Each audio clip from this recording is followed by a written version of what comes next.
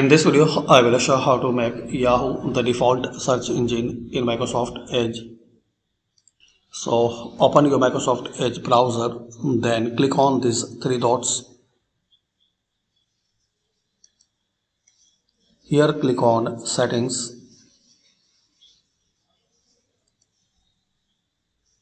Now in this list you have to click on this Privacy Search and Services. Scroll down and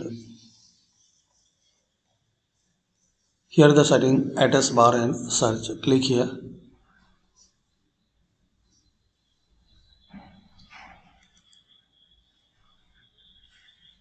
Now click on this drop down and select Yahoo. Now open new tab or reopen your Microsoft Edge and search anything here.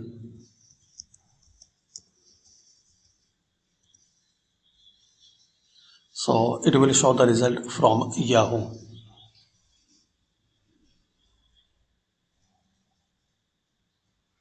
So this is the way you can set and you can change default search engine in Microsoft Edge.